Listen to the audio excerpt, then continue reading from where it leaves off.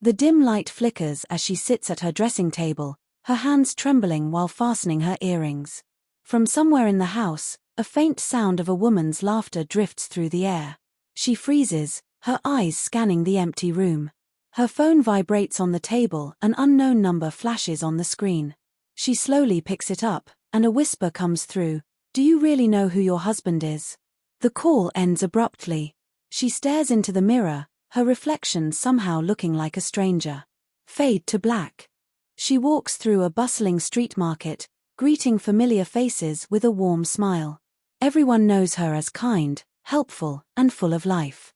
At home, her mother fusses over the lunch table while her father reads the newspaper, occasionally glancing up to ask about her day.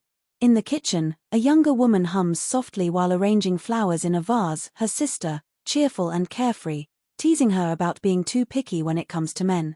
The heroine laughs it off, brushing a strand of hair from her face, unaware of how deeply their lives are already connected. The sun dipped low, spilling gold across the busy street. Vendors called out their prices, children weaved through the crowd, and the smell of fresh samosas drifted in the air. She moved quickly through the market, a bag of vegetables in one hand, the other holding her dupatta in place. Her eyes were alert, scanning her path ahead, but her mind was somewhere else. A sudden jolt, a bicycle swerved too close, forcing her to stumble back. Before she could fall, a hand caught her arm, steady and warm. "Careful, these streets can be dangerous if you're in a hurry," he said, his voice calm but touched with amusement.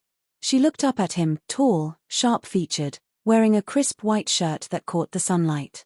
His smile was easy, not forced. "Thank you. I'm fine," she replied, adjusting her bag. "I hope so. You looked like you were about to challenge the whole traffic system," he teased. Her lips curved into a small laugh before she nodded politely and continued on her way. He watched her for a moment longer, then disappeared into the crowd. Rain tapped against the window of the small bookstore a week later. She stood in the corner, flipping through a cookbook, lost in thought. The doorbell jingled and in he walked, brushing raindrops from his hair. Their eyes met instantly. "We meet again, and in a much safer environment," he said, smiling. "I'm starting to think you're following me," she replied. "Maybe I am. Or maybe fate has a good sense of humor." They ended up talking about books, recipes, and the best street food in the city. He was warm, genuine, and funny. She found herself laughing in a way she hadn't in months. The days that followed blurred into moments she replayed at night. They shared tea at a roadside stall, the steam curling between them in the chilly air. They walked in the park, exchanging stories about childhood dreams and mistakes they'd never told anyone else. Once, as he prepared for an important meeting, she straightened the cuff of his shirt without thinking, and he smiled in a way that made her heart skip. He began showing up with small surprises, flowers, a book she had mentioned, even a packet of her favorite snacks just because. One evening, they sat by the lakefront, watching the water catch the last light of day. The silence between them felt comfortable, like it belonged there. "You know, you make the city feel different." "Warmer," he said, his gaze fixed on the horizon. "Maybe it's the tea we keep drinking," she said with a soft laugh. "No. It's you." Her cheeks warmed, and she looked away, but a smile crept onto her face. At home, her mother began to notice the change, the way she hummed while cooking, the secretive smiles when her phone buzzed. "There's someone, isn't there?" her mother asked one evening, eyes narrowing with curiosity. She laughed it off, but her heart knew the truth. Weeks later, he invited her to a rooftop restaurant.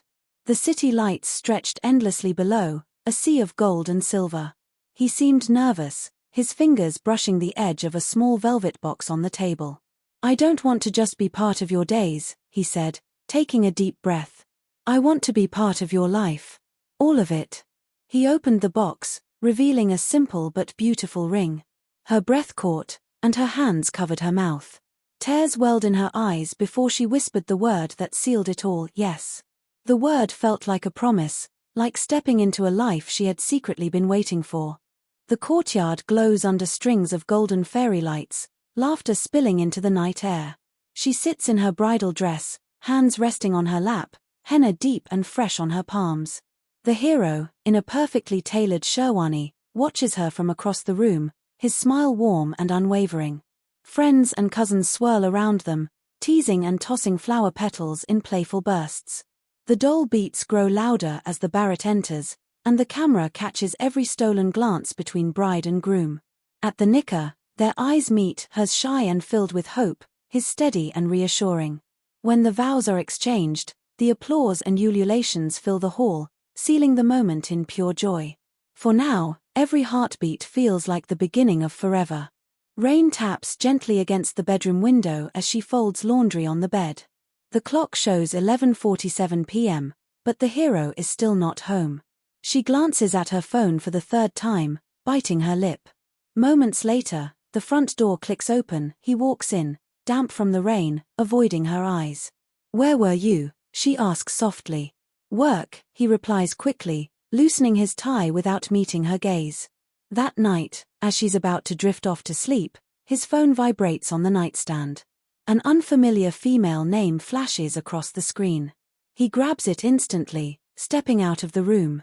She hears his voice, low, urgent, almost pleading. Over the next few days, she notices the pattern: late-night calls, his sudden change of plans, and once, when she walks past his study, the faint sound of a woman's laughter coming from his phone. Her chest tightens, a question forming in her mind that she's too afraid to speak aloud. Who is she? The next morning, she watches him leave for work, his steps hurried, phone clutched tightly in his hand. As soon as the door closes, she picks up the landline and dials his office, her voice steady despite the storm inside her. The receptionist politely informs her that he hasn't come in yet.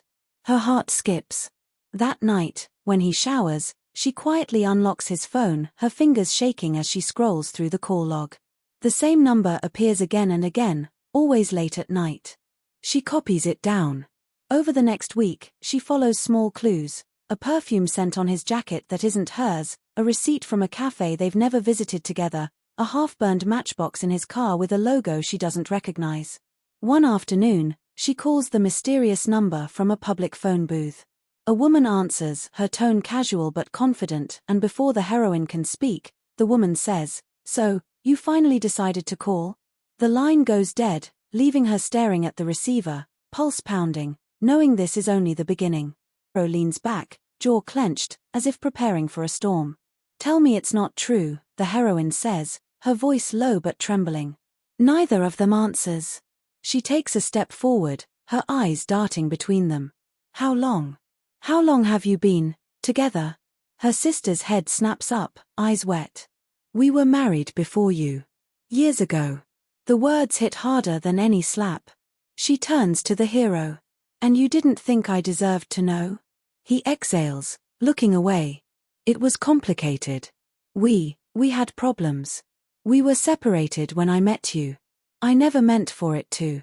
"Never meant," she cuts him off, her voice breaking. "You married me, knowing she was my sister. You lied to both of us." Her sister finally speaks, her voice shaking. "I told him not to tell you. I thought I could handle it. I was wrong." The heroine's breath quickens, the betrayal from both sides pressing in on her chest. She feels the walls closing in, her heart pounding so hard it drowns out every other sound. In that moment, trust, love, and family, all of it shatters beyond repair. The scene fades into warm, golden light years earlier. The hero stands at a simple wedding ceremony, placing a ring on the sister's hand. They're younger, smiling shyly, surrounded by a few close relatives. In those days, their love seemed effortless. Days turn into months, but the smiles begin to fade. The sister sits alone at the dinner table, her food untouched, while the hero works late nights. Arguments replace laughter about money, about time, about trust. One evening, the sister shouts through tears, "I can't live like this," and storms out, leaving the door swinging behind her. Weeks pass. Neither reaches out. Friends whisper, families speculate, but no one knows the truth. When the heroine first meets the hero, he presents himself as single, insisting his past is too complicated to discuss. The sister, still nursing her own wounds, hears about her sibling's new love but keeps silent, telling herself it's only a fleeting romance. When the wedding date is announced, she tries to speak, but fear and shame tie her tongue. She convinces herself that maybe it's better this way, that her sister will never have to know about the failed marriage. The flashback fades, returning to the present, where that silence has become the sharpest knife of all.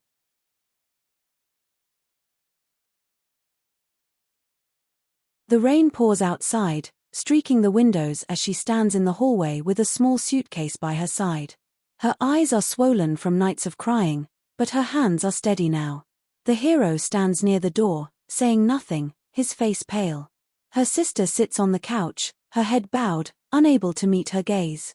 "I thought love could survive anything," the heroine says softly, her voice almost breaking. "But love built on lies isn't love at all." The hero takes a step toward her. "Please, we can fix this." She shakes her head. "You had your chance to be honest. Both of you.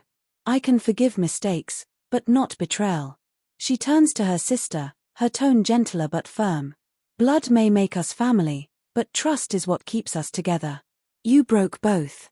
Without another word, she opens the door and steps into the rain, the suitcase rolling behind her. Each step feels heavy, but lighter than staying would have been. A narrator's voice closes the scene. "The hardest truth to accept is that not everyone we love deserves a place in our life. Lies may protect someone's comfort, but they destroy another's heart. In the end, it's better to walk away with your dignity than stay with someone who treats it like a choice." The camera lingers on her silhouette disappearing into the downpour, until she's just a shadow, free, but forever changed. Rain falls steadily, the sound muffled against the quiet of the living room. She stands with her bag packed, her eyes red but her voice calm. The hero watches from across the room, his lips parted as if searching for the right words, while her sister sits motionless, staring at the floor. "I loved you," the heroine says, her tone steady, "but I can't love a lie. And I can't live in a house where trust is dead." The hero steps forward, desperation in his eyes. "Don't leave. We can start over." She shakes her head slowly. "You can rebuild a broken wall, but not a broken truth." Turning to her sister, she takes a breath. "You were my blood, my friend. But the moment you chose silence, you chose his side. And that, I can't forget." She walks to the door, opens it, and steps into the rain. The cold drops hit her face, washing away the last of her tears. Her footsteps fade into the distance, each one carrying her toward a life she didn't plan for, but one she can finally call her own.